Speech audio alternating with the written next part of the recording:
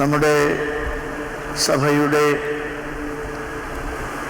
അടിസ്ഥാനപരമായ വിശ്വാസങ്ങളെ സംബന്ധിച്ച് പരിമല സെമിനാരിയിൽ നിന്നും എല്ലാ ബുധനാഴ്ചയും നടക്കുന്ന ക്ലാസുകൾ നിങ്ങളിൽ പലരും ശ്രദ്ധയോടെ ശ്രവിച്ചുകൊണ്ടിരിക്കുന്നവരാണെന്നുമല്ലോ. 2000 വർഷം ക്രൈസ്തവ പാരമ്പര്യമുള്ള ഈ സഭയുടെ അടിസ്ഥാന വിശ്വാസങ്ങൾ പലരും ഗൗരവമായി സ്വീകരിക്കാത്തതുകൊണ്ട് പല വിധത്തിലുള്ള ക്ലേശങ്ങൾ സഭയ്ക്ക് ഉണ്ടാകുന്നുണ്ട്. ഒരു കൂട്ടം ആളുകൾ ഈ വിശ്വാസ ഘടനകളെ ശരിയായി മനസ്സിലാക്കുവാൻ ശ്രമിക്കാതെ പെട്ടെന്ന് ചില ദുരുപദേശക്കാരുടെ വഴികളിൽ അകപ്പെട്ടു പോകാറുമുണ്ട്.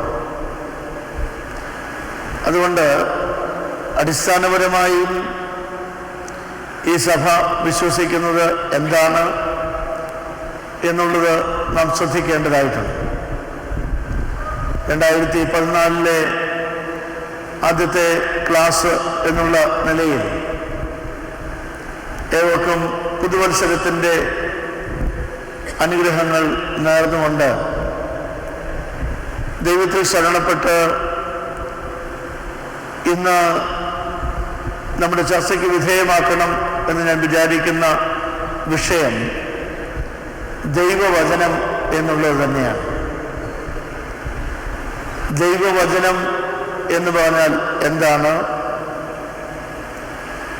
അതും വിശുദ്ധ വേദപുസ്തകവും തമ്മിലുള്ള ബന്ധം എന്താണ്? വിശുദ്ധ തിരുവെഴുത്തുകൾ എങ്ങനെ ഉണ്ടായി? അവ ഏതൊക്കെ മാർഗങ്ങളിലൂടെ നമ്മുടെ അടുക്കൽ എത്തി? അവയെ വ്യാഖ്യാനിക്കുമ്പോൾ നാം ശ്രദ്ധിക്കേണ്ട കാര്യങ്ങൾ എന്തൊക്കെയാണ്? നമ്മുടെ സഭയുടെ ആരാധനയിലും ജീവിതത്തിലും തിരുവചനത്തിന് എന്തുമാത്രം സ്ഥാനമുണ്ട് എന്നിങ്ങനെയുള്ള ധാരാളം ചോദ്യങ്ങൾക്ക് ഉത്തരം നൽകേണ്ടതായിട്ടുണ്ട്. ആമുഖമായി ഞാൻ ഒരു വാചകം മാത്രം വായിക്കുകയാണ്. പരിശുദ്ധനായ യോഹന്നാൻ ശ്ലീഹായുടെ സുവിശേഷം 1-ാം അധ്യായം 1-ാം വാക്യം. ആദിയിൽ വചനമുണ്ടായിരുന്നു, വചനം ദൈവത്തോടു കൂടിയായിരുന്നു, വചനം ദൈവമായിരുന്നു. ആദിയിൽ വചനമുണ്ടായിരുന്നു, വചനം ദൈവത്തോടു കൂടിയായിരുന്നു, വചനം ദൈവമായിരുന്നു. ധാരാളം പ്രാവശ്യം നാം വായിച്ച് കേട്ടിട്ടുള്ള ഒരു വാക്യമാണ്. എങ്കിലും തിരുവചനത്തെ സംബന്ധിച്ച് പൗരസ്ത്യ സഭകളുടെ അടിസ്ഥാന വിശ്വാസങ്ങളിൽ ഈ വാക്യത്തിന് വലിയ പ്രസക്തിയുണ്ട് എന്ന് നാം തിരിച്ചറിയുന്നുണ്ടോ എന്നുള്ളത് എനിക്ക് അറിഞ്ഞുകൂടാ. എന്താണ് ദൈവവചനം എന്ന് പറഞ്ഞാൽ എന്താണ്? ചില ആളുകൾക്ക് ദൈവവചനം എന്ന് പറഞ്ഞാൽ അച്ചടിച്ച നമ്മുടെയൊക്കെ കൈകളിലുള്ള വേദപുസ്തകമാണ്. അതിൽ ഉൽപ്പത്തി 1-ാം അധ്യായം മുതൽ വെളിപാട് പുസ്തകത്തിൻ്റെ അവസാന അധ്യായം വരെയുള്ള എല്ലാ വാക്കുകളും കുത്തും കോമായും ഉൾപ്പെടെ ദൈവവചനമാണ്. എന്നാൽ അത് ദൈവവചനമല്ല എന്നല്ല ഞാൻ പറഞ്ഞു വരുന്നത്. അതിനേക്കാൾ ഉപരി ദൈവവചനത്തിന് വളരെ ആഴമായ മറ്റൊരർത്ഥമുണ്ട് എന്ന് സൂചിപ്പിക്കുക മാത്രമാണ് ഞാൻ ചെയ്യുന്നത്. ദൈവത്തിൻ്റെ വായിൽ നിന്ന് വരുന്നതെന്തോ അതാണ് ദൈവവചനം. മറ്റു ചില ആളുകൾക്ക് ദൈവവചനം എന്ന് പറഞ്ഞാൽ സുവിശേഷ പ്രസംഗമാണ്. പ്രസംഗം കേൾക്കാൻ പോകുമ്പോൾ അവർ പറയുന്നത് ഞങ്ങൾ വചനം കേൾക്കാൻ പോകുന്നു എന്നാണ്. ആ പ്രസംഗം എവിടെ നടക്കുന്നു, ആരാണ് ഈ ദൈവവചനം വ്യാഖ്യാനിക്കുന്നത് എന്നുള്ളതൊന്നും അവരെ സംബന്ധിച്ച് വലിയ വിഷയങ്ങളല്ല. അവരെ സംബന്ധിച്ച് പ്രധാനപ്പെട്ട വിഷയങ്ങൾ അത് അവതരിപ്പിക്കുന്ന രീതിയിലാണ്, അതിന് വന്നുകൂടുന്ന ആളുകളുടെ എണ്ണമാണ്, അല്ലെങ്കിൽ അതിലുപയോഗിക്കുന്ന ആധുനിക വാർത്താ മാധ്യമ ഉപകരണങ്ങളാണ്. അതുകൊണ്ട് അതിൻ്റെ തിളക്കവും അതിൻ്റെ ശബ്ദഗാംഭീര്യവും അതിൽ നാടകീയതയും ഒക്കെ കണ്ട് അവിടെ പറയുന്നത് മുഴുവൻ ആണ് ദൈവവചനം എന്ന് തെറ്റിദ്ധരിക്കുന്ന ധാരാളം ആളുകൾ. നമ്മെ സംബന്ധിച്ച്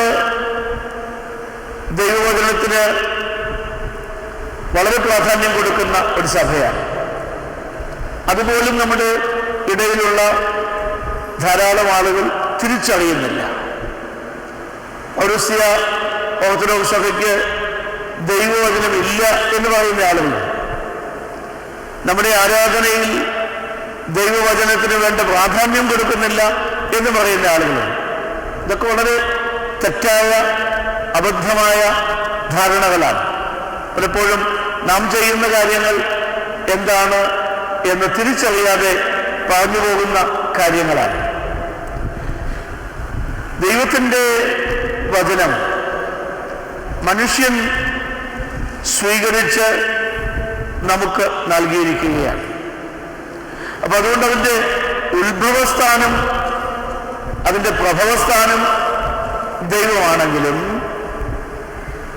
അത് നമ്മിൽ എത്തിച്ചേരുന്നതിന് മുൻപ് ധാരാളം മനുഷ്യരുടെ പ്രവർത്തനങ്ങൾ അതിലുണ്ടായിട്ടുണ്ട്. ആ ദൈവവചനം സ്വീകരിച്ച ആളുകൾ അത് മറ്റുള്ളവർക്ക് പങ്കുവച്ച ആളുകൾ, അതിനെ ലിഖിത രൂപത്തിലാക്കിയ ആളുകൾ, അതുതന്നെ പ്രാദേശിക ഭാഷകളിലേക്ക് തർജ്ജമ ചെയ്ത ആളുകൾ, അത് അച്ചടിച്ച് നമ്മുടെ കയ്യിൽ എത്തിച്ച ആളുകൾ. അപ്പോ ഒരു വലിയ ചെയിൻ സർവീസ്. ദൈവത്തിന്റെ വായിൽ നിന്ന് വരുന്ന വചനം അതൊരു കൂട്ടം ആളുകൾ സ്വീകരിച്ച് അവരുടെ ഭാഷയിലാക്കി, അത് പിന്നീട് അച്ചടിച്ചു, അത് പിന്നീട് തർജ്ജമ ചെയ്തു. അങ്ങനെയൊക്കെ നമ്മുടെ കയ്യിൽ എത്തുമ്പോൾ ധാരാളം മനുഷ്യരുടെ പ്രവർത്തനം അതിനിടയിലുണ്ട്. അതുകൊണ്ട് അച്ചടിച്ച വേദപുസ്തകത്തിൽ തെറ്റുകൾ വന്നുകൂടാ എന്ന് നാം പറയാറില്ല. ദൈവത്തിന്റെ വചനത്തിന് തെറ്റുണ്ടാവുകയില്ല. പക്ഷേ അത് കൈമാറിക്കൊടുത്ത മനുഷ്യന് തെറ്റുപറ്റാനായിട്ട് സാധ്യതയുണ്ട്. കാരണം മനുഷ്യര് വളരെ പരിമിതമായ സാഹചര്യങ്ങളിൽ ജീവിക്കുന്ന ആളുകളാണ്. ഞാനൊരു ചെറിയ ഉദാഹരണം പറയാം. ഉൽപ്പത്തി പുസ്തകം 1-ാം അധ്യായം, അവിടെ ദൈവം സൃഷ്ടിച്ചതായി പറയുന്നത് ഒരു പരിമിതമായ പ്രപഞ്ചത്തെ സംബന്ധിച്ചാണ്. അതിൽ സൂര്യനുണ്ട്, ഭൂമിയുണ്ട്, നക്ഷത്രങ്ങളുണ്ട്, ചന്ദ്രനുണ്ട്, പറവകളുണ്ട്, മൃഗങ്ങളുണ്ട്, അതുപോലെ ഇഴജന്തുക്കളുണ്ട്, മനുഷ്യനുണ്ട്. വാസ്തവത്തിൽ ദൈവം ഇത് മാത്രമാണോ സൃഷ്ടിച്ചത്? ഇന്നത്തെ ശാസ്ത്ര സാങ്കേതിക മികവുകളുടെ വെളിച്ചത്തിൽ നാം മനസ്സിലാക്കുന്നു ഇത് ഈ വലിയ പ്രപഞ്ചത്തിൻ്റെ ഒരു ചെറിയ കോണ് മാത്രമാണ്. അതിനെപ്പറ്റി മാത്രമേ ഉൽപ്പത്തി പുസ്തകത്തിൽ പറഞ്ഞിട്ടുള്ളൂ. അതുകൊണ്ട് ഈ സൂര്യനും ചന്ദ്രനും ഭൂമിയും മാത്രമേ ദൈവം സൃഷ്ടിച്ചതായിട്ടുള്ളൂ? പിന്നെ കുറെ നക്ഷത്രങ്ങൾ. ഇന്ന് നാം തിരിച്ചറിയുന്ന ഒത്തിരി ഒത്തിരി ഗ്രഹങ്ങളുണ്ട്. അവയെ സൃഷ്ടിച്ചത് ദൈവമല്ലേ? എന്തുകൊണ്ടാണ് അതിൻ്റെ പേര് ഈ പുസ്തകത്തിൽ പറയാത്തത്? നെപ്റ്റ്യൂണിന്റെ പേര്, പ്ലൂട്ടോയുടെ പേര്, ബുധന്റെ പേര്, ചൊവ്വയുടെ പേര് ഒന്നും വേദപുസ്തകത്തിൽ കാണുന്നില്ലല്ലോ. അപ്പൊ ഇതൊന്നും ദൈവം സൃഷ്ടിച്ചതല്ലേ? തീർച്ചയായും ദൈവം സൃഷ്ടിച്ചത് തന്നെയാണ്. പക്ഷേ ഈ സൃഷ്ടിയെപ്പറ്റിയുള്ള വചനം സ്വീകരിച്ച മനുഷ്യൻ പരിമിതമായ ശാസ്ത്ര സാങ്കേതിക അറിവുള്ള ആളായിരുന്നു. അദ്ദേഹത്തിന് ആകെപ്പാടെ അറിയാമായിരുന്നത് രാവിലെ എഴുന്നേൽക്കുമ്പോൾ കാണുന്ന സൂര്യനെയും സന്ധ്യയ്ക്ക് ആകാശത്ത് വിളങ്ങുന്ന ചന്ദ്രനെയും താൻ ജീവിക്കുന്ന ഭൂമിയെയും ഒക്കെ പറ്റി മാത്രമാണ്. അതുകൊണ്ട് ആ ലോകത്തെപ്പറ്റി മാത്രമേ അദ്ദേഹം എഴുതിയിട്ടുള്ളൂ. കാലം കഴിഞ്ഞ് നൂറ്റാണ്ടുകൾ കഴിഞ്ഞപ്പോൾ നമുക്ക് ഈ പ്രപഞ്ചത്തെ പറ്റിയുള്ള അറിവ് തന്നെ വർദ്ധിച്ചിരിക്കുന്നു. ഇന്നായിരുന്നു ഒരു മനുഷ്യൻ ഇത് എഴുതുക എങ്കിൽ തീർച്ചയായും ഈ പ്രപഞ്ചത്തെപ്പറ്റി, ദൈവം സൃഷ്ടിച്ച പ്രപഞ്ചത്തെപ്പറ്റി കുറെ കൂടെ കാര്യങ്ങൾ എഴുതുമായിരുന്നു. കാരണം ഇന്ന് നമുക്ക് അതിനെപ്പറ്റി കുറച്ചുകൂടെ വെളിപാടുകൾ ഉണ്ടായിരിക്കും. അപ്പോ ദൈവത്തിന്റെ വചനം സ്വീകരിക്കുന്ന ആളുകൾ പരിമിതമായ ബുദ്ധിയുള്ളവരും പരിമിതമായ ശാസ്ത്രീയ ജ്ഞാനമുള്ളവരും പരിമിതമായ ലോകപരിജ്ഞാനമുള്ളവരുമായതുകൊണ്ട് അവരുടെ ഒരു ലോകത്തിൽ ഒതുങ്ങി നിന്നുകൊണ്ടാണ് ഈ പറയുന്നത്. അവരെ സംബന്ധിച്ച് ഭൂലോകം എന്ന് പറഞ്ഞാൽ മധ്യ പൂർവദേശങ്ങൾ മാത്രമാണ്. അതിനകത്ത് ഓസ്ട്രേലിയയും ന്യൂസിലൻഡും കാനഡയും ബ്രസീലും ഒന്നും വരികയില്ല. അതുകൊണ്ട് ബ്രസീൽ ദൈവം സൃഷ്ടിച്ചതല്ലാതാവില്ല. അപ്പൊ ലോകത്തെ പറ്റി പറയുമ്പോൾ ഇവിടെ പഴയ നിയമത്തിൽ കാണുന്ന അറിവിൽ പരിമിതമായ ഒരു ലോകത്തെ പറ്റിയുള്ള അറിവ് വെച്ചുകൊണ്ടാണ് പറയുന്നത്. അതുകൊണ്ടാണ് ഞാൻ പറഞ്ഞത്, ദൈവവചനം സ്വീകരിച്ച മനുഷ്യന്റെ പരിമിതികൾ തിരുവചനത്തിൽ നാം പ്രതീക്ഷിക്കണം. 2-ാം അധ്യായത്തിൽ മനുഷ്യനെ മണ്ണുകൊണ്ടുണ്ടാക്കി, അവന്റെ മൂക്കിൽ ജീവശ്വാസം ഊതി. പക്ഷെ നമ്മുടെ കുഞ്ഞുങ്ങൾ സ്കൂളിൽ പോകുമ്പോൾ അവിടെ അവർ പഠിക്കുന്നു മനുഷ്യൻ സൃഷ്ടിക്കപ്പെട്ടത് മറ്റു ചില രീതിയിലാണ്. ഇതിലേതാണ് ശരി? പള്ളിക്കകത്ത് പറയുന്നത് ശരിയും ശാസ്ത്രത്തിന്റെ ക്ലാസ്സിൽ പറയുന്നത് തെറ്റുമാണോ? അതോ പള്ളിയിൽ വരുമ്പോൾ ഇത് ശരിയും ക്ലാസ്സിൽ പോകുമ്പോൾ മറ്റൊരു ശരിയുമാണോ? അത് ശരിയും ഇത് കള്ളക്കഥകളുമാണോ? ഇത് രണ്ടും കൂടെ ശരിയായിട്ട് പോകാമോ? ഇങ്ങനെ ഒത്തിരി ഒത്തിരി ചോദ്യങ്ങൾ അവശേഷിക്കുന്നു. അവിടെ നമ്മൾ മനസ്സിലാക്കേണ്ട ഒരു സംഗതി, വേദപുസ്തകത്തിന്റെ ഉദ്ദേശം ദൈവത്തെ പറ്റി പഠിപ്പിക്കുക എന്നുള്ളതാണ്, ശാസ്ത്രം പഠിപ്പിക്കുക എന്നുള്ളതല്ല. അതിനകത്ത് ഫിസിക്സ് കാണും, കെമിസ്ട്രി കാണും, ഭൂമിശാസ്ത്രം കാണും.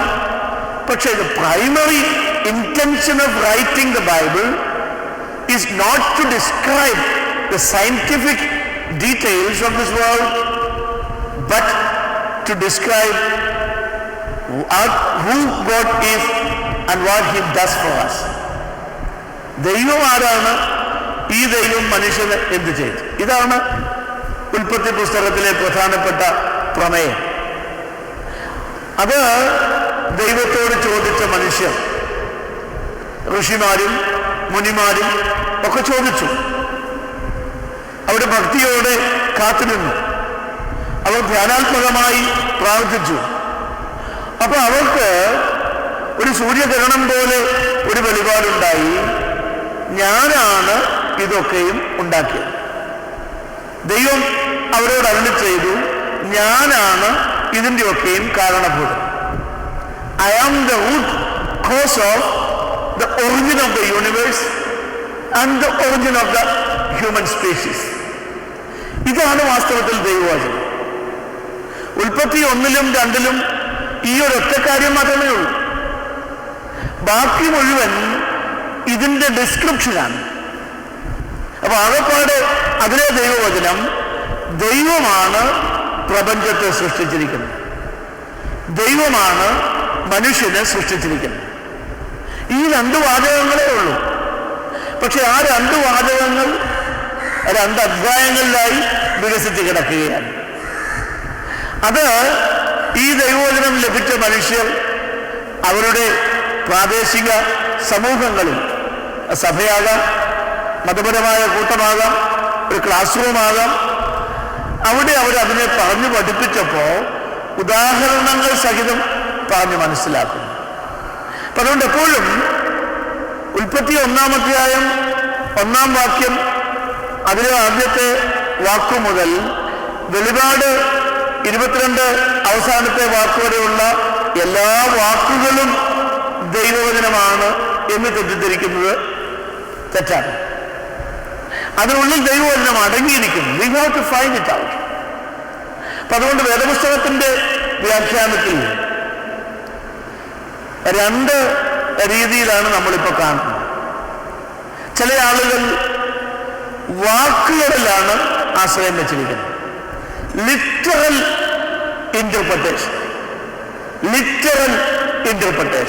വാക്മയ വ്യാഖ്യാനം. പക്ഷേ പിതാക്കന്മാർ നമ്മെ പഠിപ്പിച്ചിരിക്കുന്നത് ആത്മീയമായ വ്യാഖ്യാനമാണ്, ദ സ്പിരിച്വൽ ഇന്റർപ്രിട്ടേഷൻ. തിരുവചനം നമുക്ക് നൽകുന്ന അറിവിൽ അതിൻ്റെ ആത്മീയ അർത്ഥം എന്താണ്, അതാണ് പ്രധാനം. ആദ്യം പറഞ്ഞ കൂട്ടർക്ക് എല്ലാത്തിനും വേദപുസ്തകം വേണം. അവർ തൊടുന്നിടത്തും നോക്കുന്നിടത്തുമെല്ലാം വേദവാക്യം എഴുതി വെക്കും. വേണമെങ്കിൽ അവരുടെ ഗേറ്റിൽ എഴുതി വെക്കും, ഫിലിപ്പിയ ലേഖനം 3-ാം അധ്യായം 2-ാം വാക്യം, പട്ടിയുണ്ട് സൂക്ഷിക്കുക. ശരിയാണ്, വേദപുസ്തകത്തിൽ പറയുന്ന ഒരു വാചകമാണ്. പക്ഷേ അത് ഗേറ്റിൽ എഴുതി വെക്കാനുള്ളൊരു വാചകമാണ്. അതിന്റെ ഉദ്ദേശം അതല്ല. അപ്പൊ ഏത് സാഹചര്യത്തിൽ ഈ വാചകം പറഞ്ഞിരിക്കുന്നു,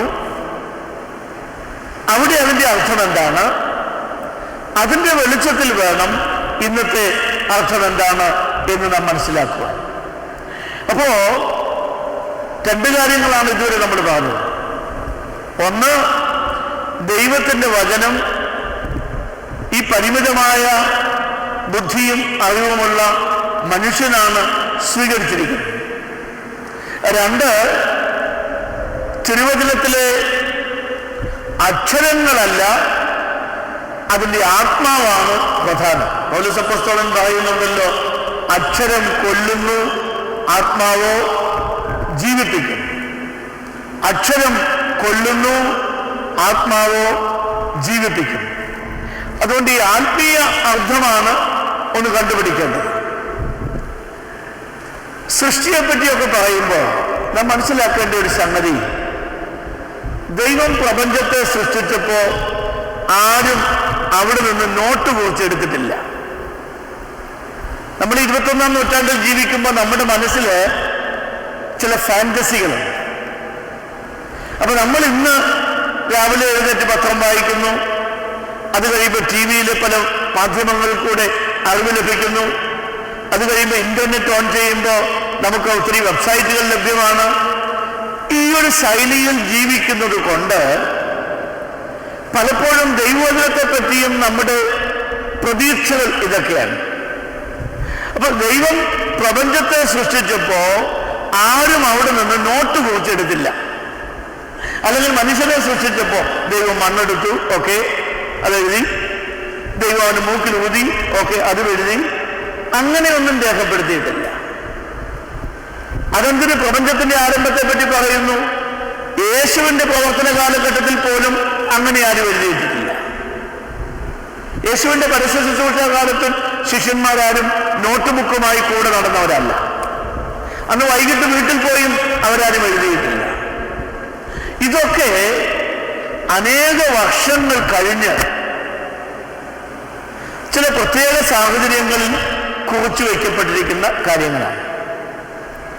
അനേക വർഷങ്ങൾ ഇത് അക്ഷരങ്ങളിൽ കൂടെയല്ല പ്രചരിച്ചിരുന്നത്. ആദ്യമായി വചനം പ്രചരിച്ചത് വാഗ്മയ രൂപത്തിലാണ്. ഓറൽ ട്രഡീഷൻ പീരീഡ് എന്ന് പറയും. From mouth two year.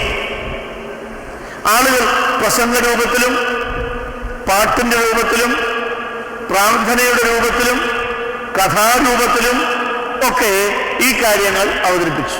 നമ്മുടെ നാട്ടിൽ മാർത്തോമാ ശ്ലീഹ വന്നതിനെ പറ്റി നമുക്ക് വലിയ ചരിത്രരേഖകളൊന്നും ഇല്ല. പക്ഷേ അദ്ദേഹം ഇവിടെ വന്ന് സ്ഥാപിച്ച പള്ളികളെ പറ്റിയൊക്കെ ചില പാട്ടുകൾ നമുക്കറിയാം. ഈ പാട്ടുകളിൽ കൂടെയാണ് ഈ അറിവ് തലമുറ കൈമാറി കെടാതെ നമ്മൾ സൂക്ഷിക്കുന്നു. അപ്പൊ തിരുവചനത്തിന്റെയും ആദ്യത്തെ ഒരു അവസ്ഥ അതായിരുന്നു. അത് സ്പോക്കൺ വേർഡായി പ്രസംഗ രൂപത്തിലൂടെ, പാട്ടുകളിലൂടെ, ആരാധനയിലെ പ്രാർത്ഥനകളിലൂടെ, കഥകളിലൂടെ ഒക്കെ പ്രചരിച്ചു. പിന്നീട് അതൊക്കെ എഴുതപ്പെട്ടു. പിന്നീട് അതിനൊക്കെയും ലിഖിത രൂപങ്ങൾ ഉണ്ടായി. ഈ അക്ഷരം തന്നെ പ്രപഞ്ചം സൃഷ്ടിക്കപ്പെട്ടപ്പോൾ അക്ഷരം നിലവിലില്ല. അന്ന് എഴുത്തുപലകയില്ല. നമ്മളിന്ന് ഉൽപ്പത്തി പുസ്തകത്തിൽ വായിക്കുന്ന പല കാര്യങ്ങളും ദാവീദ് രാജാവിന്റെ കാലത്താണ് ആദ്യമായി എഴുതപ്പെട്ടത്. അതായത് ഇന്നേക്ക് 3000 വർഷം മുൻപ്. പക്ഷെ ഈ പ്രപഞ്ചത്തിന് അനേക ദശലക്ഷം വർഷങ്ങളുടെ പഴക്കമുണ്ട്. അതിന് ശാസ്ത്രം തെളിയിച്ചിട്ടുണ്ട്. ഈ പ്രപഞ്ചത്തിന് കോടിക്കണക്കിന് വർഷങ്ങളുടെ പഴക്കമുണ്ട്. പക്ഷെ അതിനെ സൃഷ്ടിച്ച കഥ, അതിനെ സൃഷ്ടിച്ച വിവരണം 3000 വർഷം പഴക്കമേ ഉള്ളൂ. അതുവരെ ഇത് മനുഷ്യൻ ആംഗ്യഭാഷയിലൂടെയും കവിതകളിലൂടെയും ഒക്കെ ഇങ്ങനെ പ്രചരിപ്പിച്ചു. എഴുത്തുഭാഷ വന്നപ്പോൾ അതൊക്കെയും എഴുതി തുടങ്ങി. ഉൽപ്പത്തി പുസ്തകം 1 മുതൽ 11 വരെയുള്ള അധ്യായങ്ങളും 12 കഴിഞ്ഞുള്ള അധ്യായങ്ങളും തമ്മിൽ ഒരു പ്രധാനപ്പെട്ട വ്യത്യാസമാണ്. ആദ്യത്തെ 11 അധ്യായങ്ങളെ ചരിത്രാതീത കാലം എന്ന് പറയും. Prehistoric age. ചരിത്രാതീത കാലം, പ്രീ ഹിസ്റ്റോറിക് ഏജ്. ബാബേൽ ഗോപുരത്തിന്റെ തകർച്ച വരെ. അപ്പോ 11 അധ്യായങ്ങളിൽ കൂടെ മില്യൺസ് ഓഫ് ഇയേഴ്സിന്റെ ചരിത്രമാണ് കാച്ചിക്കുറുക്കി പറയുന്നത്. എന്നാൽ 12ാം അധ്യായം മുതൽ ചരിത്രകാലമാണ്. അബ്രഹാമിന്റെ കാലം മുതൽ വിവരണങ്ങൾ കുറച്ചുകൂടെ വിശദമാകുന്നു. സംഭവങ്ങൾ ഓരോന്നും എടുത്തു പറയുന്നു. മനുഷ്യന്റെ ആയുസ് തന്നെ 120 അബ്രഹാം മുതൽ. 1 മുതൽ 11 വരെയുള്ള ചരിത്രാതീത കാലത്തെ ആയുസ് 900-ഉം 800-ഉം 500-ഉം ഒക്കെ വർഷങ്ങളാണ്. അപ്പോൾ ചരിത്രാതീത കാലമാണ്. 12 മുതലാണ് ചരിത്രപരമായ ഒരു വിവരണം. ഇതും നമ്മൾ പ്രധാനമായും ഓർത്തിരിക്കേണ്ടതായിട്ടുണ്ട്. എങ്ങനെയാണ് മനുഷ്യൻ ദൈവവചനം സ്വീകരിച്ചത്?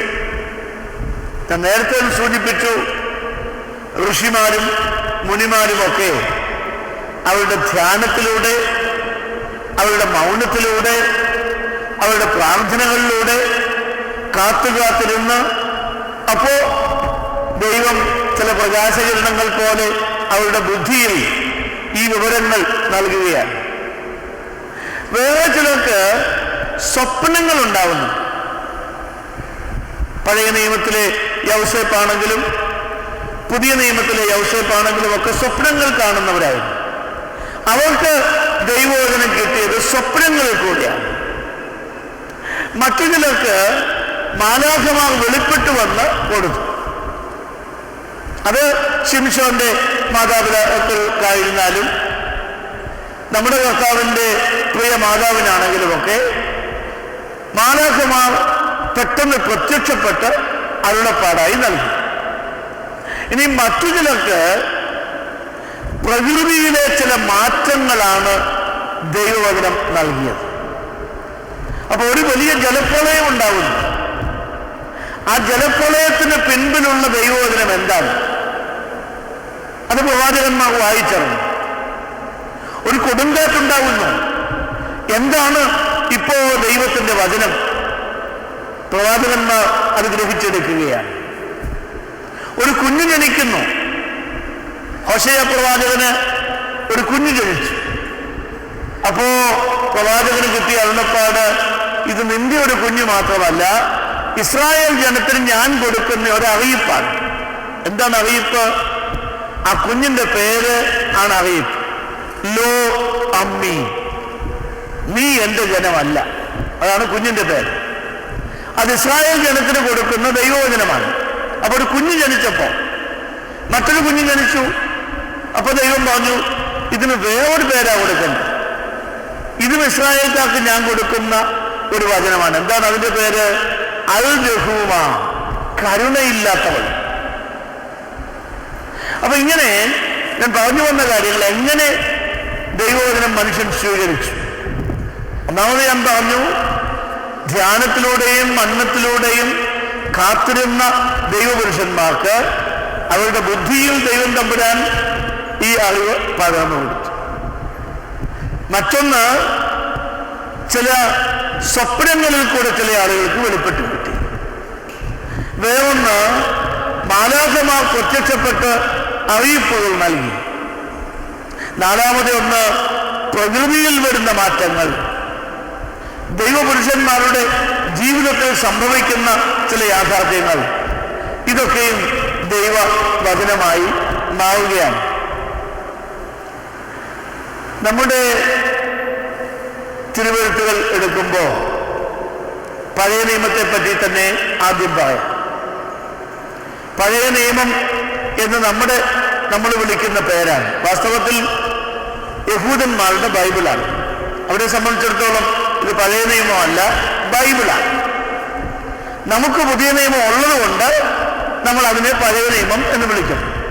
So the title old testament is valid only for the Christians, whereas for the Jews it is the Bible. They don't have the New Testament.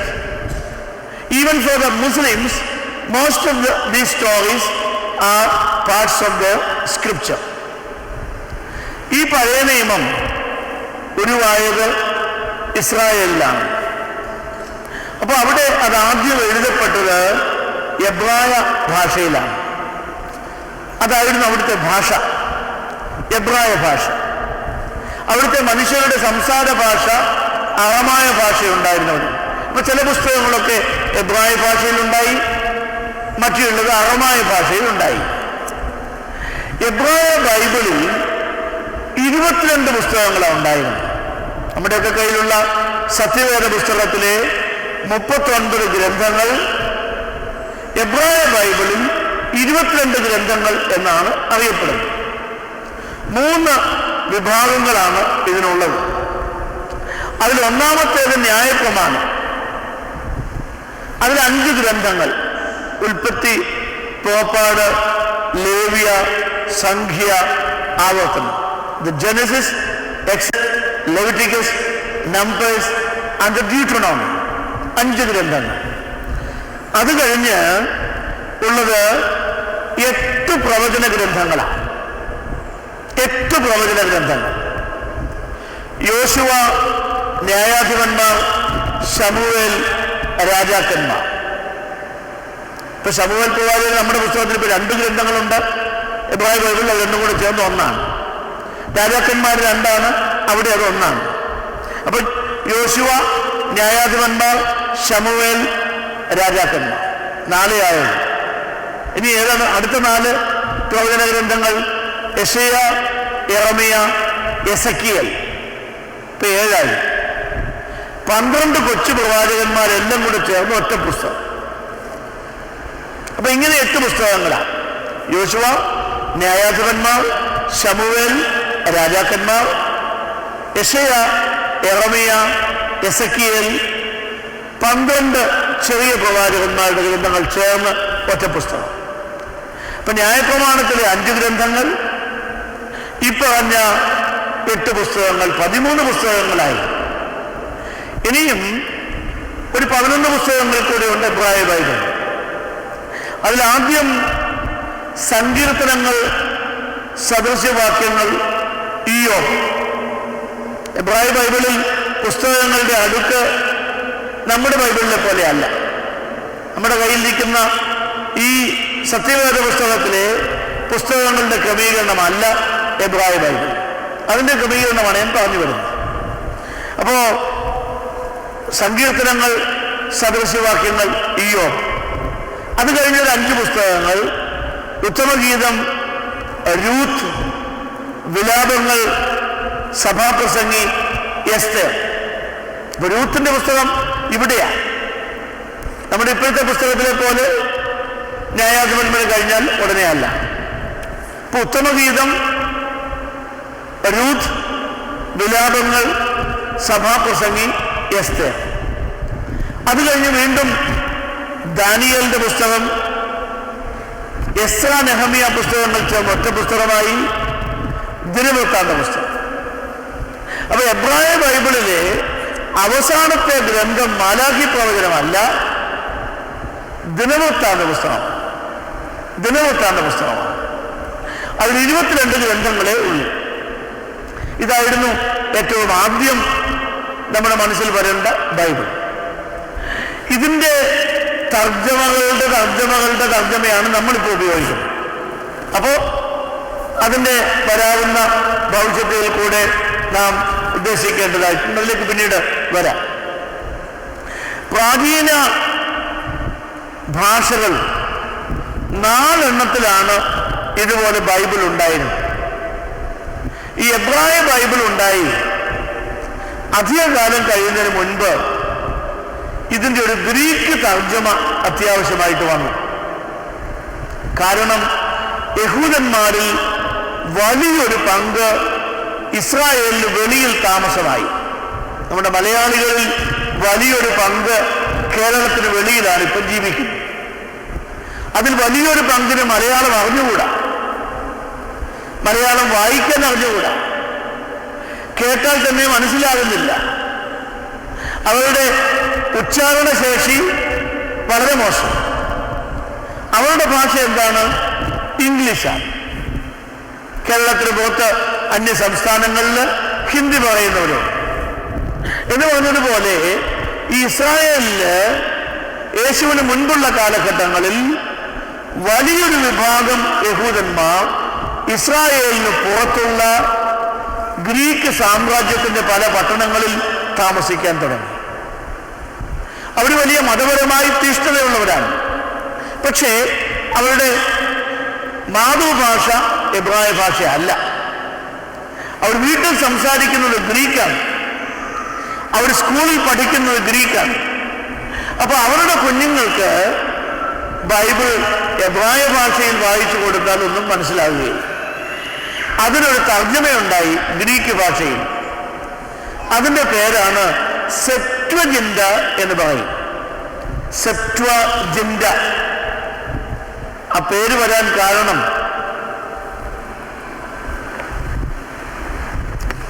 സെപ്റ്റ്വജിന്റ എന്ന് പറഞ്ഞാൽ 70, 72 എന്നേ അർത്ഥമുണ്ട്.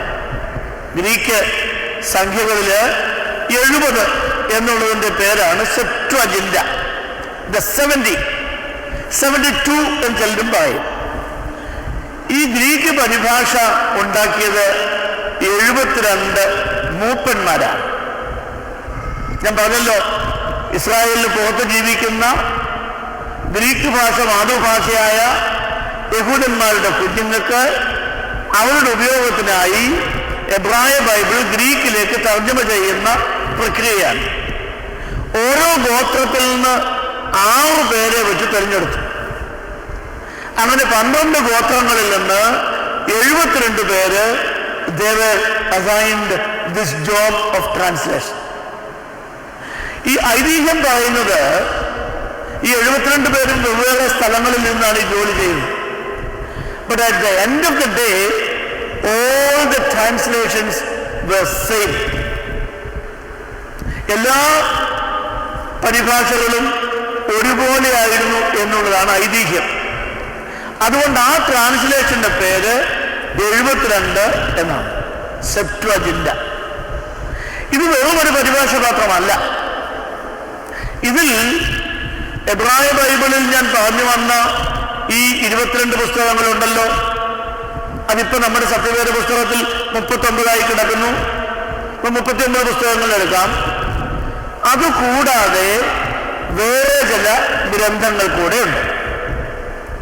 മക്കാബിയരുടെ 2 ഗ്രന്ഥങ്ങൾ, തോബിത്തിന്റെ പുസ്തകം, യൂദത്തിന്റെ പുസ്തകം, ബാറൂഖിന്റെ പുസ്തകം, ബാസീറായുടെ പുസ്തകം, ശലോമോന്റെ വിജ്ഞാനം, അങ്ങനെ 7 ഗ്രന്ഥങ്ങൾ കൂടെ ഇതിലായി. First and second Maccabees, Baruch, Sirach, Tobit, Judith and wisdom of Solomon. ഈ 7 ഗ്രന്ഥങ്ങൾ കൂടെ ഈ ഗ്രീക്ക് പരിഭാഷയിൽ വന്നു. അതും കൂടാതെ ഉള്ള പുസ്തകങ്ങളിൽ ചിലത് കുറച്ചുകൂടെ ദൈർഘ്യമുള്ളതായി. ഉദാഹരണം, ദാനിയേൽ പ്രവാചകന്റെ പുസ്തകം. എബ്രായ ബൈബിളിലുള്ള ദാനിയേൽ പ്രവാചകന്റെ പുസ്തകത്തേക്കാൾ പകുതി കൂടെ ഉണ്ട് ഗ്രീക്ക് ഭാഷയിലുള്ള ദാനിയേലിന്റെ പുസ്തകം. അതിൽ ചില അഡീഷണൽ സ്റ്റോറീസും, സൂസന്ന എന്ന് പറഞ്ഞുകൊണ്ട് ഒരു കഥയുണ്ട്. ബെൽ ആൻഡ് ദ ഡ്രാഗൺ, ബേലും മഹാസർപ്പവും എന്ന് പറഞ്ഞുകൊണ്ട് ഒരു കഥയുണ്ട്. തീച്ചൂളയിൽ കിടക്കുന്ന ബാലന്മാരുടെ പ്രാർത്ഥന, prayer of the 3 young men who were put in the furnace of ദാനിയേലിന്റെ പുസ്തകത്തിൽ. ഇങ്ങനെയുള്ള അഡീഷൻസ് അതിനകത്ത് വന്നിട്ടുണ്ട്. എസ്തേറിന്റെ പുസ്തകത്തിലും കുറച്ചേറെ കൂട്ടിച്ചേർത്തിട്ടുണ്ട്. ഇതും കൂടാതെ സങ്കീർത്തനങ്ങൾ 151 എണ്ണമാണ്. 150 അല്ല, 151. അപ്പൊ 2 ബൈബിളിനെ പറ്റി നമ്മൾ പറഞ്ഞു. ഒന്ന് എബ്രായ ബൈബിൾ, യഹൂദന്മാര് അവരുടെ സ്വന്തം ദേശത്ത് ഉപയോഗിച്ച ബൈബിൾ. മറ്റൊന്ന് എബ്രായ ഭാഷ അറിയാൻ വയ്യാത്ത അവരുടെ മക്കൾക്കും കൊച്ചുമക്കൾക്കും വേണ്ടി ഗ്രീക്ക് ഭാഷയിൽ തർജ്ജമ ചെയ്ത സെപ്റ്റ്വജിന്റ. മൂന്നാമത് അതുപോലെ പഴക്കമുള്ളതാണ് സുറിയാനി ബൈബിൾ. പെഷീത്ത എന്നാണ് ഇതിന്റെ പേര്. പെഷീത്ത എന്ന് പറഞ്ഞാൽ സാധാരണക്കാരന്റെ ഭാഷ, ലളിതമായ തർജ്ജമ എന്നൊക്കെയുള്ള അർത്ഥമാണ്. ഈ പെഷീത്ത ബൈബിളാണ് നമ്മുടെ ബൈബിൾ. നമ്മുടെ ആരാധനയിൽ ഉപയോഗിക്കുന്നത് പെഷീത്ത ബൈബിളാണ്, അതിന്റെ തർജ്ജമയാണ്. മലയാളത്തിൽ ആദ്യമായി ഉണ്ടായത് പെഷീത്ത ബൈബിളിന്റെ തർജ്ജമയാണ്. ഈ പെഷീത്ത ബൈബിളിലും ഈ ഗ്രീക്ക് ഭാഷയിൽ വന്ന ബൈബിളിനെ പോലെ പുസ്തകങ്ങൾ ഉണ്ടായി. സങ്കീർത്തനങ്ങളുടെ സംഖ്യയ്ക്ക് വ്യത്യാസമാണ്. നിങ്ങൾ കുർബാനയ്ക്ക് നമസ്കാരത്തിനൊക്കെ വരുമ്പോൾ കുർബാന ക്രമത്തിൽ മസ്മൂറുകൾ കൊടുത്തിരിക്കുന്നത് ശ്രദ്ധിച്ചാൽ അറിയാം, അതിൻ്റെ ഒന്നും സംഖ്യ ശരിയല്ല. 120-ാം മസ്മൂറ എന്ന് പറഞ്ഞുകൊണ്ട് നിങ്ങളുടെ കുർബാനക്രമത്തിൽ കൊടുത്തിരിക്കുന്നു. വേദപുസ്തകം നോക്കുമ്പോൾ അത് 121. 116 സകല ജാതികളുമേ യഹോവയെ സ്തുതിപ്പിൻ, സകല ജനങ്ങളുമേ അവനെ വാഴ്ത്തുവിൻ. നിങ്ങളുടെ കുർബാനക്രമത്തിൽ 116 അച്ചടിച്ചു വെച്ചിരിക്കുന്നത്. പക്ഷെ ബൈബിളിൽ അത് 117. നിന്റെ വചനം എൻ്റെ കാലുകൾക്ക് വിളക്കും, എൻ്റെ ഊടുവഴികൾക്ക് പ്രകാശവുമാകുന്നു. 119-ാം സങ്കീർത്തനം 105-ാം വാക്യം കുർബാനക്രമത്തിൽ ഇട്ടിരിക്കുന്നത് 118. അപ്പൊ സംഖ്യകൾക്കൊരു വ്യത്യാസമാണ്. ഇത് അച്ചടിപ്പെശകാണെന്നാണ് പലരുടെയും വിചാരം. അച്ചടിപ്പെശകല്ല. നമ്മുടെ കുർബാനക്രമത്തിൽ പെഷീത്ത ബൈബിളിലെ സങ്കീർത്തനങ്ങളുടെ സംഖ്യയാണ് കൊടുത്തേക്കുന്നത്, അതല്ലാതെ എബ്രായ ബൈബിളിലെ സങ്കീർത്തനങ്ങളുടെ സംഖ്യ അല്ല. അതുകൊണ്ടാണ് ഈ സംഖ്യകൾക്ക് വ്യത്യാസം വരുന്നത്.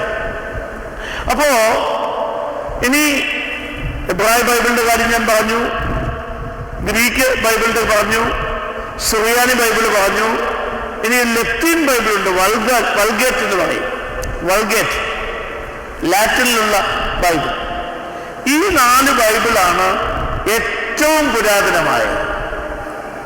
അതിൻ്റെ തർജ്ജമകളാണ് നമുക്ക് ഇന്ന് ലഭിച്ചിരിക്കുന്നതെല്ലാം.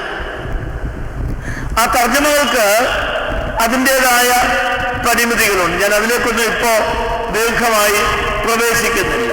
എനിക്കറിയാം, പരിമല പള്ളിയിൽ പ്രാർത്ഥിക്കാനായിട്ട് വന്നിരിക്കുന്ന ആളുകളെ സംബന്ധിച്ച് ഇത് അവർ പ്രതീക്ഷിക്കാത്ത ഒരു ചർച്ചയായിരിക്കും.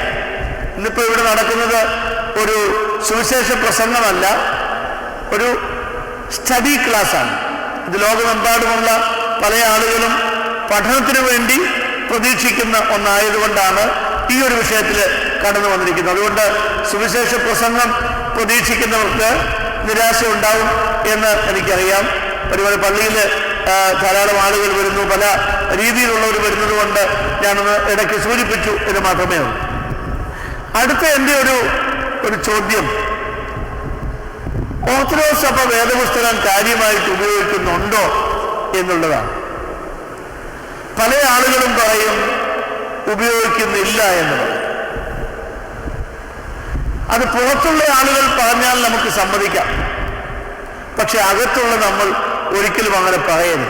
കാരണം എൻ്റെ അറിവിൽ വേദപുസ്തകത്തിന് ഇത്രമാത്രം പ്രാധാന്യം കൊടുക്കുന്ന ഒരു സഭ ലോകത്തിൽ വേറെയില്ല. നമ്മുടെ ഞായറാഴ്ച ആരാധന തന്നെ എടുക്കുക. ആ ആരാധനയുടെ ആദ്യത്തെ ഘട്ടം മുഴുവൻ, കുർബാനയുടെ ആദ്യത്തെ ഘട്ടം വചന ശുശ്രൂഷ ഒരു വലിയ ഘട്ടമാണ്. അതിൽ തിരുവചനം വായിക്കുന്നു, അതിൽ പ്രസംഗം ഉൾപ്പെടെ ഉള്ള ഒരു ഘട്ടമാണ്. വേദപുസ്തകത്തെ നമ്മൾ അലങ്കരിച്ച ഒരു പീഠത്തിൽ വെച്ചിരിക്കുന്നു, ഏവൻഗേലിയോൻ മേശ. ഇതൊക്കെ അതിൻ്റെ ബാഹ്യമായ കാര്യം. ആന്തരികമായ കാര്യത്തിലേക്ക് പ്രവേശിക്കും. ഒരു ഞായറാഴ്ച കുർബാന മധ്യേ എത്ര വേദഭാഗങ്ങൾ വായിക്കപ്പെടുന്നുണ്ട്? Can you tell me how many Bible portions are read during the Sunday worship? എത്ര എണ്ണം വായിക്കുന്നുണ്ട്? ചുരുങ്ങിയത് 6 എണ്ണമെങ്കിലും വായിക്കുന്നു. നമസ്കാരം കഴിയുമ്പോൾ ശുശ്രൂഷകൻ ഇവിടെ നിന്നുകൊണ്ട് പഴമ വായന എന്ന് പറഞ്ഞ് വായിക്കും. അത് സ്ത്രീകൾക്കും വായിക്കാനുള്ള അനുവാദം നമ്മുടെ സഭയിൽ പരിശുദ്ധ എപ്പിസ്കോപ്പൽ സിനോഡോസ് നൽകിയിട്ടുണ്ട്. പല പള്ളികളിലും പഴമ വായന സ്ത്രീകളാണ്. സൺഡേ സ്കൂൾ വിദ്യാർത്ഥിനികൾക്ക് ചെയ്യാവുന്നതാണ്. പഴമ വായനയിൽ പഴയ നിയമത്തിൽ നിന്നുള്ള വായനകളാണ്. ഇപ്പൊ നമ്മുടെ പഴയ നിയമം എന്ന് പറയുമ്പോൾ, ഞാൻ ഇതിനു മുമ്പ് പറഞ്ഞ കാര്യങ്ങൾ ശ്രമിച്ചിട്ടുള്ളവർക്കറിയാം, 46 ഗ്രന്ഥങ്ങളുണ്ട്. ഉൽപ്പത്തി മുതൽ മലാഖി വരെയുള്ള 39 പുസ്തകങ്ങൾ മാത്രമല്ല, മക്കാബിയുടെ പുസ്തകവും തോബിത്തിന്റെ പുസ്തകവും യൂദത്തിന്റെ പുസ്തകവും ഒക്കെ നമുക്ക് വിശുദ്ധ ഗ്രന്ഥങ്ങളാണ്. ആ 46 ഗ്രന്ഥങ്ങളിൽ നിന്ന് 3 എണ്ണം തെരഞ്ഞെടുത്ത് ഇവിടെ വായിക്കും. അത് വായിക്കുന്ന ആളുകളല്ല തിരഞ്ഞെടുക്കുന്നത്. അതിന് ഒരു വേദവായന കുറിപ്പ് ഇവിടെ മേശപ്പുറത്തിരിക്കുന്നു. അത് നൂറ്റാണ്ടുകൾ പഴക്കമുള്ള ഒരു പാരമ്പര്യമാണ്. ഓരോ ദിവസത്തിൻ്റെയും പ്രാധാന്യമനുസരിച്ച് വേദഭാഗങ്ങൾ വായിക്കുവാൻ പിതാക്കന്മാരെ ക്രമീകരിച്ചിട്ടുണ്ട്. ചില സഭകളിൽ ആരാധന മധ്യേ വേദപുസ്തകം എടുത്തിട്ട് എവിടെയെങ്കിലും തോർക്കും, കിട്ടുന്ന ഭാഗം വായിച്ചിട്ട് പ്രസംഗിക്കുന്ന പതിവുണ്ട്. നമുക്കതില്ല. നമുക്ക് പിതാക്കന്മാര് ക്ലിപ്തപ്പെടുത്തിയിട്ടുണ്ട് ഓരോ ദിവസവും വായിക്കേണ്ട വായന. ക്രിസ്തുമസിന്റെ ദിവസമാണെങ്കിൽ അത്ഭുതകരമായി ജനിച്ച ശിശുക്കളെ പറ്റിയുള്ള വായനകളാണ്.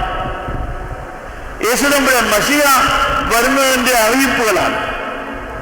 അതെല്ലാം വായിച്ചിട്ടാണ് ക്രിസ്തുമസിന്റെ സംഭവം നമ്മൾ കേൾക്കുന്നത്.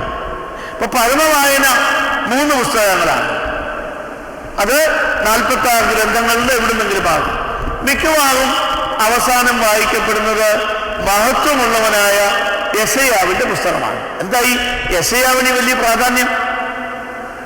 ഈ മറ്റു പുസ്തകങ്ങൾ പോലെ ഒന്നല്ല യെശയ്യാ. അങ്ങനെയല്ല. യെശയ്യാവിന്റെ പുസ്തകത്തെ ക്രൈസ്തവ പിതാക്കന്മാർ പറയുന്നത് the gospel of the old testament. പഴയ നിയമത്തിലെ സുവിശേഷമാണ്. പ്രത്യേകിച്ചും 40 മുതൽ 56 വരെയുള്ള അധ്യായം, യെശയ്യാ 40 മുതൽ 56 വരെയുള്ളത് അത് പുതിയ നിയമത്തിൽ വരേണ്ട ഒരു ഭാഗം പോലെയാണ്. യേശുക്രിസ്തുവിനെ പറ്റിയുള്ള സൂചനകൾ ധാരാളം, മശിഹായുടെ പ്രവർത്തനങ്ങൾ ധാരാളം ഒക്കെ അതിൽ നമുക്ക് കാണാം. അതുകൊണ്ടാണ് മഹത്വമുള്ളവനായ യെശയ്യാവിന്റെ പുസ്തകം എന്ന് പറയുന്നു.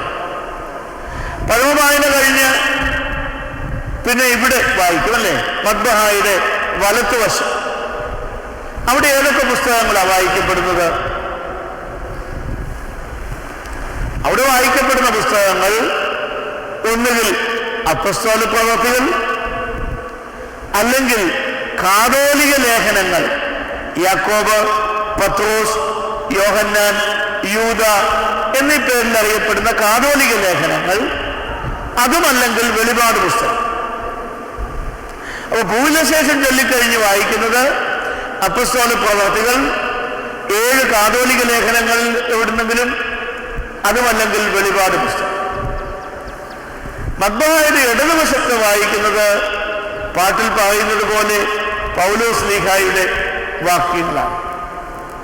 പൗലോസ് അപ്പസ്തോലന്റെ ഗ്രന്ഥങ്ങൾ, എബ്രായ ലേഖനം ഉൾപ്പെടെ 14 ലേഖനങ്ങൾ, അതിൽ നിന്നേതെങ്കിലും അവിടെ വായിക്കും.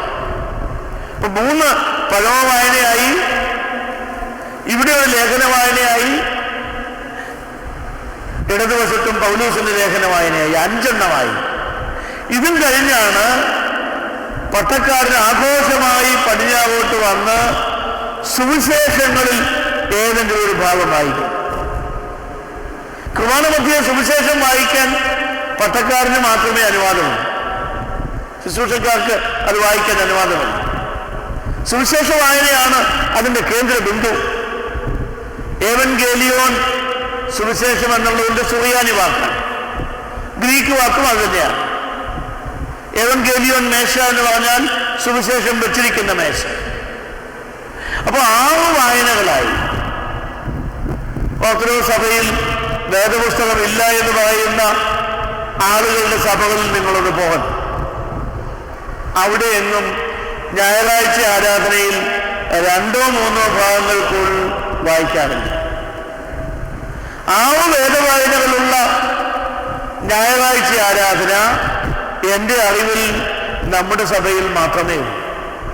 കത്തോലിക്ക സഭയിലില്ല, പ്രോട്ടസ്റ്റന്റ് സഭകളിലില്ല, ലൂഥറൻ സഭയാകട്ടെ, കാൽവിനിസ്റ്റ് സഭയാകട്ടെ, മെത്തഡിസ്റ്റ് സഭയാകട്ടെ, എപ്പിസ്കോപ്പൽ സഭയാകട്ടെ, പെന്തക്കോസ്റ്റൽ സഭകളാകട്ടെ, സാൽവേഷൻ ആർമി ആകട്ടെ, 6 വേദവായനകളുള്ള ഒരു ആരാധനയും ഞാനിതുവരെ കണ്ടിട്ടില്ല. നമുക്ക് മാത്രമാണ് ഈ 6 വേദവായനകൾ ഒരു ഞായറാഴ്ചയുള്ളത്. നമ്മുടെ എല്ലാ ആരാധനയുടെയും കേന്ദ്രബിന്ദു ഈ വേദപുസ്തക വായനയാണ്.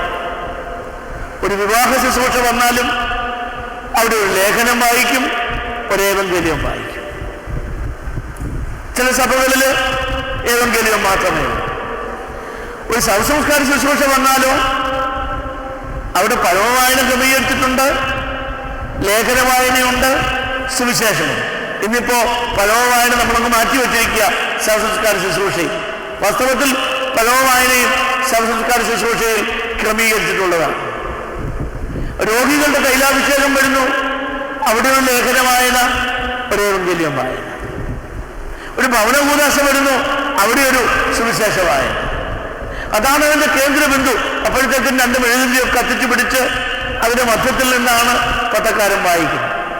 So we give due respect to the Holy Scripture and we use a lot of readings from the Bible while we conduct a worship service. രണ്ടാമത്, നമ്മുടെ ആരാധനയിൽ ധാരാളം സങ്കീർത്തനങ്ങൾ ആലപിക്കുന്ന ആരാധനയാണ്. മറ്റു സഭകൾക്കില്ലാത്ത ഒരു കാര്യമാണ്. സന്ധ്യ നമസ്കാരം തുടങ്ങുമ്പോൾ 51-ാം മസുമൂഹ, അത് കഴിയുമ്പോൾ കർത്താവേ നിന്നെ ഞാൻ വിളിച്ചുവല്ലോ എന്ന് പറഞ്ഞുകൊണ്ടുള്ള ഒരു കൂട്ടം സങ്കീർത്തനങ്ങളുടെ സമാഹാരം. സൂത്താറ നമസ്കാരം അവസാനിക്കുമ്പോൾ 91-ാമത്തെ മസുമൂഹ, 121-ാമത്തെ മസുമൂഹ. ഇതും കഴിഞ്ഞ് മൗന പ്രാർത്ഥനയ്ക്ക് മസ്ബൂറുകൾ ക്രമീകരിച്ചിട്ടുള്ള പുസ്തകം വേറെയുണ്ട്. അപ്പൊ ഒരു സന്ധ്യ നമസ്കാരം എന്ന് പറഞ്ഞാൽ തന്നെ മസ്ബൂറുകൾ, സങ്കീർത്തനങ്ങൾ ധാരാളം നമ്മൾ ആലപിക്കും. ഒരു പ്രഭാത നമസ്കാരം വന്നാലോ അവിടെയും സങ്കീർത്തനങ്ങൾ ധാരാളമാണ്. ഇവയൊക്കെയും കുർബാനക്രമത്തിൽ അച്ചടിച്ചു വെച്ചു എന്നുള്ളത് കൊണ്ട് വേദപുസ്തകം അല്ലാതാകുമോ? ആകുക. കുർബാനക്രമത്തിൽ അച്ചടിച്ചു വെച്ചു എന്നുള്ളത് ശരിയാണ്, ബട്ട് ഇറ്റ് ഈസ് ബൈബിൾ. അപ്പൊ രണ്ടായി, വേദപുസ്തകം തുറന്നു വെച്ചുള്ള വായന, മസ്ബൂറുകൾ അല്ലെങ്കിൽ സങ്കീർത്തനങ്ങൾ. നമ്മുടെ ഗീതങ്ങൾ എവിടെ നിന്നുള്ളതാണ്? വേദപുസ്തകത്തിൽ നിന്ന് ഉള്ള ആശയങ്ങളാണ്. ഓർത്തഡോക്സ് സഭയ്ക്ക് ആരാധനാ മധ്യേ മറ്റു ഗീതങ്ങൾ ആലപിക്കുന്ന പതിവില്ല. അതിൽ കൊടുത്തിരിക്കുന്ന ഗീതങ്ങളെല്ലാം വേദപുസ്തകത്തിന്റെ അടിസ്ഥാനത്തിൽ എഴുതപ്പെട്ടതാണ്. അത് നിന്നാൾ സ്തുതിയുടെ രാജമകളായിരുന്നാലും, പൗലോസ് ശ്ലീഹ കന്യൻ ചൊൽകേട്ടൻ ദൈവം അതായിരുന്നാലും, ഭൂവിന് ശേഷമായിരുന്നാലും, നമ്മുടെ സുന്ദരികളിലെ സുന്ദരതി എന്നുള്ള വിവാഹഗീതമായിരുന്നാലും, ഇതെല്ലാം വേദപുസ്തകത്തിന്റെ ഉള്ളിൽ നിന്നുകൊണ്ട് ക്രമീകരിച്ചിരിക്കുന്ന ഗീതങ്ങളാണ്. So there also we give enough space for the Bible. നാലാമത്, നമ്മുടെ പ്രാർത്ഥനകൾ, കുർബാനയിലെ പ്രാർത്ഥനകൾ, പ്രബിയോൻ ശതമാണ്, ഇത് മുഴുവനും വേദപുസ്തകമാണ്. വേദപുസ്തകത്തിലെ പ്രാർത്ഥനകളാണ്. ചിലപ്പോൾ നമ്മൾ വിചാരിക്കും നമ്മളെപ്പറ്റി ഒരു വാക്ക് പോലും പറയുന്നില്ലല്ലോ എന്ന്. അബ്രഹാമിന്റെ കാര്യം പറയുന്നുണ്ട്, ഇസഹാക്കിന്റെ കാര്യം പറയുന്നുണ്ട്, യാക്കോബിന്റെ കാര്യം പറയുന്നുണ്ട്, ഇയ്യോബിന്റെ കാര്യം പറയുന്നുണ്ട്, യെശയ്യാവിന്റെ കാര്യം പറയുന്നുണ്ട്. And at last we are joining them. ആ പ്രാർത്ഥനയുടെ അവസാനം ആകയാൽ നമ്മളെ കൂടെ ഇവരുടെ കൂടെ ഒന്ന് ബന്ധിപ്പിച്ച് ദൈവകരുണയ്ക്ക് വേണ്ടി പ്രാർത്ഥിക്കുക. ഇപ്പൊ നമ്മുടെ പ്രാർത്ഥനകളായി. ഇപ്പോ വേദപുസ്തകം ഡയറക്റ്റായിട്ട് വായിക്കുന്നു, മസ്ബൂറുകൾ വായിക്കുന്നു, ഗീതങ്ങൾ ബിബ്ലിക്കലാണ്, നമ്മുടെ പ്രേയേഴ്സ് ബിബ്ലിക്കലാണ്. മറ്റൊന്ന്, പൗരസ്ത്യ ഓർത്തഡോക്സ് സഭയുടെ വലിയൊരു പാരമ്പര്യമാണ് ഈ ആരാധനകളിൽ ഉപയോഗിക്കുന്ന അംഗവിക്ഷേപങ്ങൾ, സിംബോളിക്കായിട്ടുള്ള ചില അടയാളങ്ങൾ. അവയൊക്കെയും ബിബ്ലിക്കലി ഫൗണ്ടഡ്. അതൊക്കെയും വേദപുസ്തകത്തോട് ബന്ധപ്പെട്ടതാണ്. വേറൊന്ന്, പൗരസ്ത്യ ഓർത്തഡോക്സ് സഭകളുടെ പള്ളികൾ കണ്ടാൽ നമ്മുടെ പള്ളികളെ പോലെയല്ല. ആ പള്ളികളുടെ ഒക്കെയും ചുമരുകൾ മുഴുവനും വേദപുസ്തക കഥകൾ കൊണ്ടുള്ള ചിത്രങ്ങളാണ്. ഞാൻ റുമേനിയ എന്ന് പറയുന്ന രാജ്യം സന്ദർശിച്ചത് ഇപ്പോഴും ഓർക്കുന്നു. വളരെ പഴക്കമുള്ള പള്ളികളാണ്. പള്ളിയുടെ ഭിത്തിയുടെ അകവും ഭിത്തിയുടെ പുറവും മുഴുവൻ ബിബ്ലിക്കൽ സ്റ്റോറീസ് പെയിന്റ് ചെയ്ത് വെച്ചിരിക്കുകയാണ്. അപ്പൊ ആ പള്ളിക്ക് അകത്തേക്ക് കയറുന്ന ഒരാൾ ഈ ബൈബിൾ കഥകൾ അറിഞ്ഞോ അറിയാതെയോ അതിലിങ്ങനെ ലയിച്ചു നിന്നാണ് ആരാധിക്കുന്നത്. അതിൽ അബ്രഹാമിന്റെ ബലി കാണാം, യാക്കോബ് കണ്ട് ഗോവേനി കാണാം, അല്ലെങ്കിൽ വംശാവലി കാണാം, അല്ലെങ്കിൽ ക്രിസ്തുവിന്റെ രണ്ടാമത്തെ വരവിനെ പറ്റിയുള്ള ചിത്രങ്ങൾ കാണാം, പ്രവാചകന്മാരുടെ കാര്യങ്ങൾ കാണാം, യേശുവിന്റെ ജനനത്തെ പറ്റിയുള്ള the stories of the nativity of Jesus അതാകാം. ഈ ചിത്രങ്ങൾ ഇങ്ങനെ, അതിന് ഒരു അടുക്കും ചിത്രയുമുണ്ട്. തെക്കേ ഭിത്തിയിൽ ഇന്ന ചിത്രമായിരിക്കണം. തെക്കേ ഭിത്തിയിൽ ഈ പറഞ്ഞ പള്ളികളിലൊക്കെ വരച്ചു വെച്ചിരിക്കുന്നത് കർത്താവിന്റെ വംശാവലിയാണ്.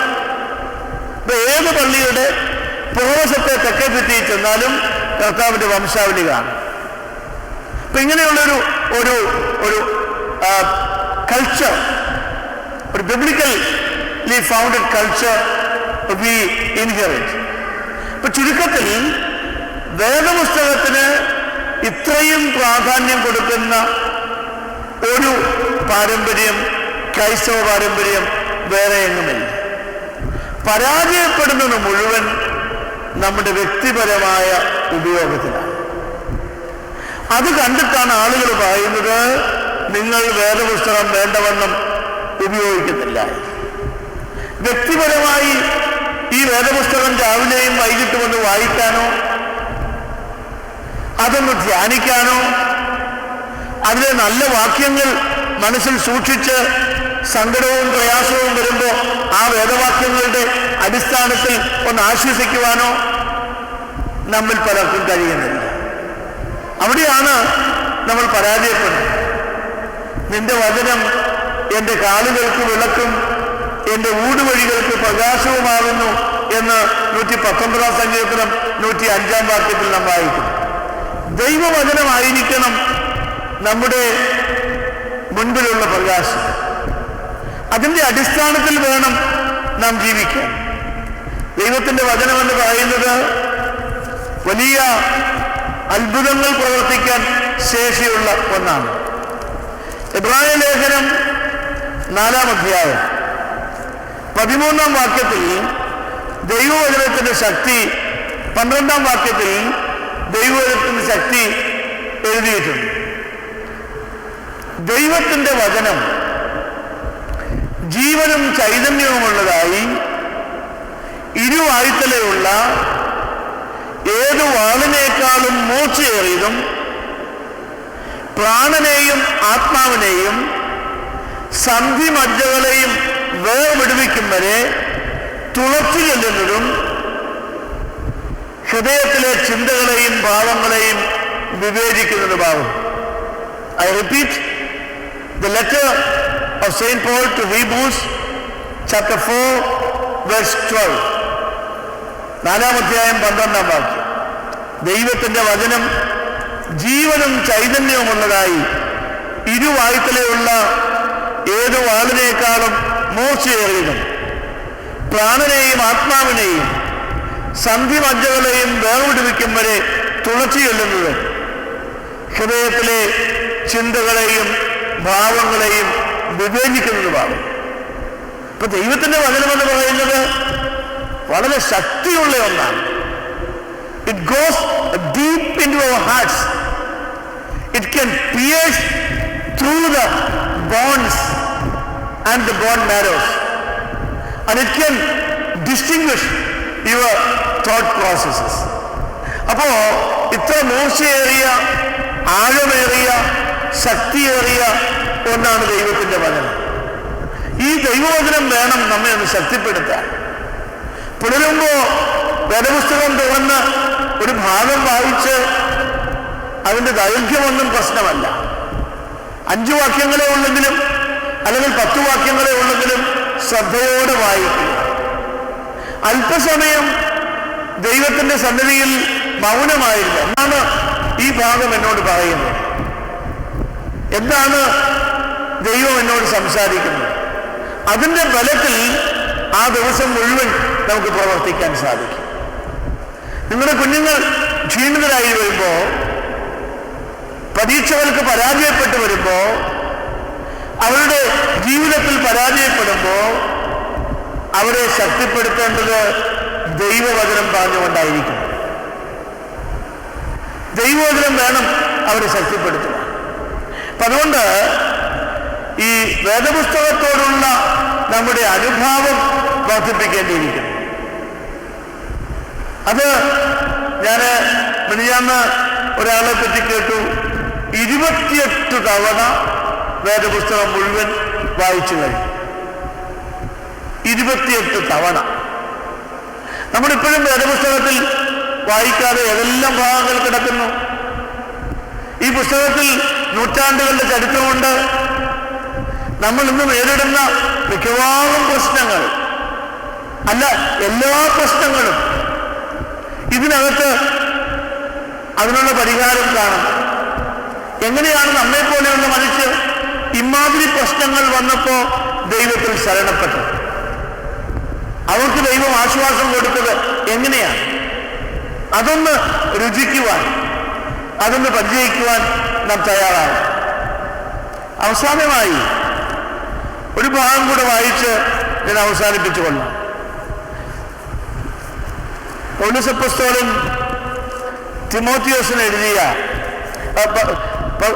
പത്രോസ് അപ്പോസ്തലന്റെ 2-ാം ലേഖനം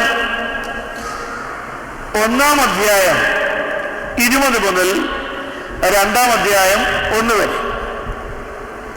തിരുവെഴുത്തിലെ പ്രവചനമൊന്നും സ്വയമായ വ്യാഖ്യാനത്താൽ ഉളവാകുന്നതല്ല എന്നാദ്യം തന്നെ അറിഞ്ഞുകൊള്ളണം. പ്രവചനം ഒരിക്കലും മനുഷ്യന്റെ ഇഷ്ടത്താൽ വന്നതല്ല, ദൈവകൽപ്പനയാൽ മനുഷ്യർ പരിശുദ്ധാത്മ നിയോഗം പ്രാപിച്ചിട്ട് സംസാരിച്ചതത്രേ. അപ്പൊ ഇതിൽ ഞാൻ ആദ്യമേ സൂചിപ്പിച്ച വിഷയത്തിലേക്ക് മടങ്ങി വരികയാണ്.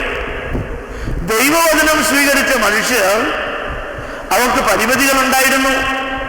അവരുടെ ശാസ്ത്രജ്ഞാനം, അവരുടെ ഭൂലോകത്തെ പറ്റിയുള്ള ജ്ഞാനം, അവരുടെ ഭൂമിശാസ്ത്രം, ഇതിലൊക്കെ പരിമിതികളുണ്ടായിരുന്നു.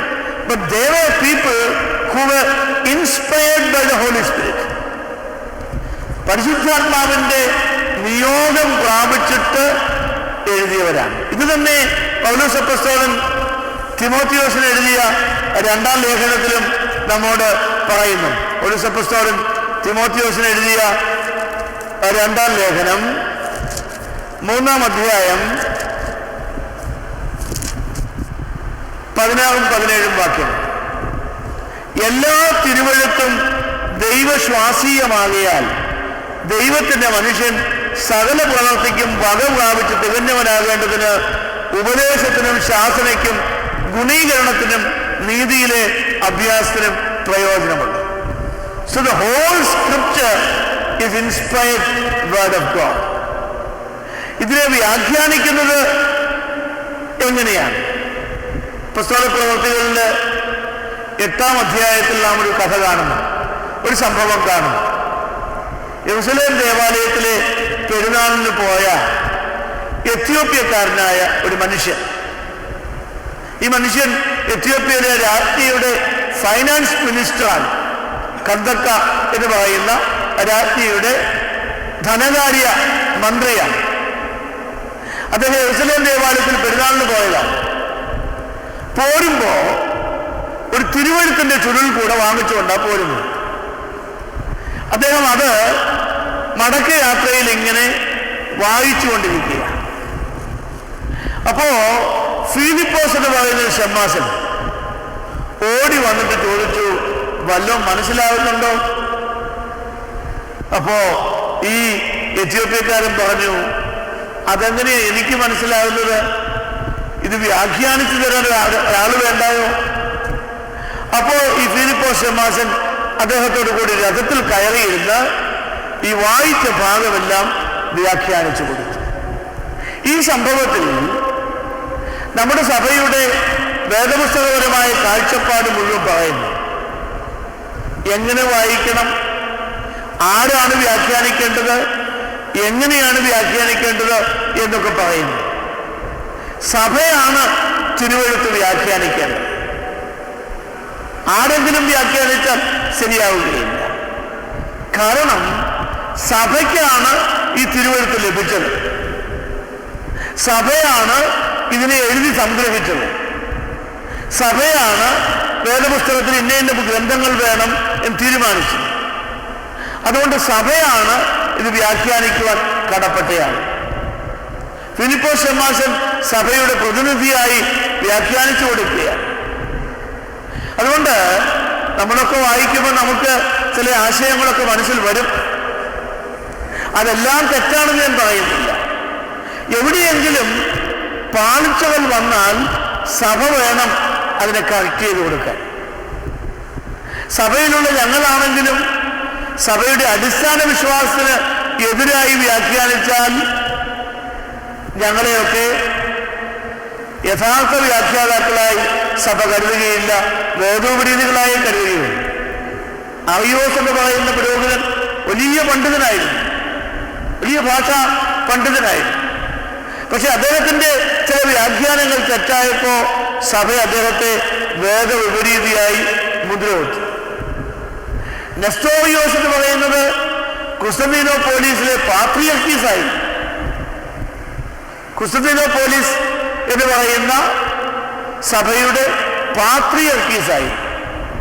പക്ഷെ അദ്ദേഹത്തിന്റെ വേദവ്യാഖ്യാനം തെറ്റിയപ്പോ അദ്ദേഹത്തെ വേദോപരീതിയായി മുദ്രകുത്തി. ഇപ്പൊ സഭയുടെ അടിസ്ഥാനപരമായ വിശ്വാസങ്ങൾക്ക് നിരക്കുന്ന വ്യാഖ്യാനമേ സഭ അനുവദിക്കുന്നു. അതുകൊണ്ടാണ് പൗലോസ് അപ്പോസ്തലൻ ഗലാത്യരോട്, ഗലാത്യ ലേഖനം 1-ാം അധ്യായം 5 മുതലുള്ള വാക്യങ്ങളിൽ പറയുന്നത്, ഞങ്ങൾ നിങ്ങളെ അറിയിച്ചത് ഒഴിച്ച് വേറൊരുത്തൻ അവൻ സ്വർഗത്തിൽ നിന്ന് മാലാഖയാകട്ടെ നിങ്ങളോട് പറഞ്ഞാൽ അവൻ ശപിക്കപ്പെട്ടവനാണ് എന്നാണ് പറയുന്നത്. ഞങ്ങൾ മുൻ പറഞ്ഞതുപോലെ ഇപ്പോഴും പറയുന്നു, നിങ്ങൾ കൈക്കൊണ്ട സുവിശേഷത്തിന് വിപരീതമായി ആരെങ്കിലും നിങ്ങളോട് സുവിശേഷം അറിയിച്ചാൽ അവൻ ശപിക്കപ്പെട്ടവൻ. ചില ആളുകൾ സുവിശേഷ പ്രസംഗം നടത്തുന്നത് മനുഷ്യരെ പ്രീതിപ്പെടുത്താൻ. ചില പ്രവാചകന്മാരുണ്ടായിരുന്നു, രാജാക്കന്മാരെ പ്രീതിപ്പെടുത്താൻ പ്രസംഗിക്കുന്നവരുണ്ടായിരുന്നു. അവരെ പഴയ നിയമത്തിൽ വിളിക്കുന്നത് കള്ളപ്രവാചകന്മാർ. എലിയാവിനെ പോലെയുള്ള പ്രവാചകന്മാർ പറഞ്ഞത് പലപ്പോഴും രാജാക്കന്മാർക്ക് ഇഷ്ടപ്പെട്ടില്ല. കൈപ്പേറിയ ആശയങ്ങളായിരുന്നു. പക്ഷെ അവരായിരുന്നു സത്യപ്രവാചകന്മാർ. 100 കണക്കിന് പ്രവാചകന്മാർ ഈ രാജാക്കന്മാരെ പുകഴ്ത്തി പറഞ്ഞവരുണ്ട്, അവരെ പ്ലീസ് ചെയ്യാൻ പറഞ്ഞവരുണ്ട്. ഇപ്പൊ ജനങ്ങളെ പ്രീതിപ്പെടുത്തുക എന്നുള്ളതല്ല യഥാർത്ഥ വ്യാഖ്യാതാവിന്റെ ഉദ്ദേശം. പൗലോസ് അപ്പോസ്തലനിലൂടെ പറയുന്നുണ്ട്, ഇപ്പോൾ ഞാൻ മനുഷ്യനെയോ ദൈവത്തെയോ സന്തോഷിപ്പിക്കുന്നത് അല്ല, ഞാൻ മനുഷ്യരെ പ്രസാദിപ്പിക്കാൻ നോക്കുന്നു. ഇന്നും ഞാൻ മനുഷ്യരെ പ്രസാദിപ്പിക്കുന്നുവെങ്കിൽ ക്രിസ്തുവിന്റെ ദാസനായിരിക്കുകയില്ല.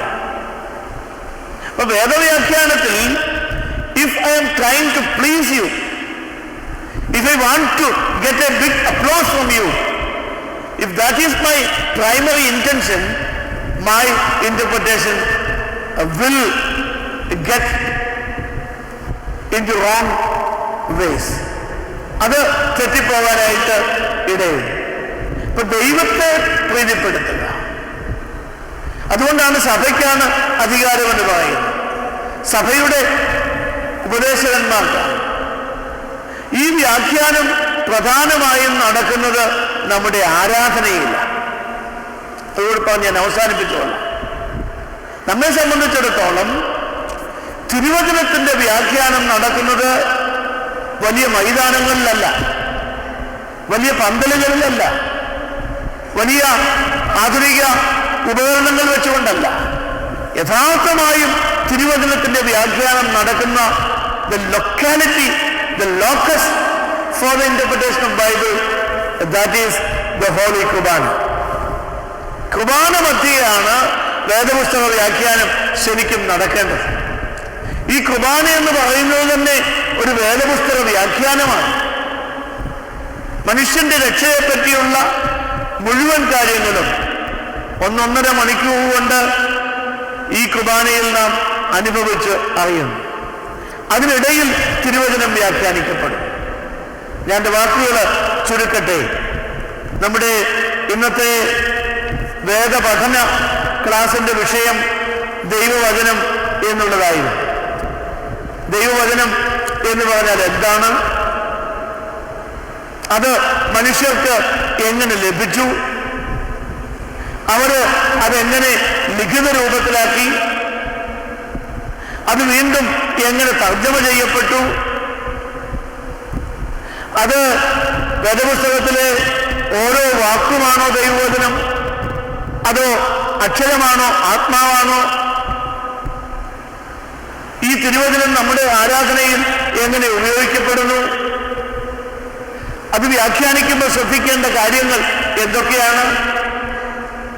ഇതൊക്കെയാണ് ഈ കഴിഞ്ഞ 1 മണിക്കൂർ നാം ചർച്ച ചെയ്തത്. നിങ്ങൾ ഈ ആശയങ്ങൾ ഹൃദയത്തിൽ സംഗ്രഹിക്കുകയും കൂടുതലായി ഈ വിഷയത്തെപ്പറ്റി പഠിക്കുവാൻ മറ്റ് ഗ്രന്ഥങ്ങൾ വായിക്കുകയും ചെയ്യുക എന്ന് ആഹ്വാനം ചെയ്തുകൊണ്ട് ഞാൻ എൻ്റെ വാക്കുകൾ ചുരുക്കുന്നു. ഇതിനായി ഒരു അവസരം ലഭിച്ചതിൽ ദൈവത്തോട് നന്ദി പറയുകയും പരിമല സെമിനാരി മാനേജർ വന്യ ഔഗൻ റംബാസിനോടും ഈ ക്ലാസിൻ്റെ പ്രധാന സംഘാടകനായിരിക്കുന്ന മത്തായിക്കുട്ടി അച്ഛനോടും എല്ലാവരോടുമുള്ള സ്നേഹവും സന്തോഷവും അറിയിച്ചുകൊണ്ട് ഞാൻ എൻ്റെ വാക്കുകൾ ചുരുക്കുന്നു.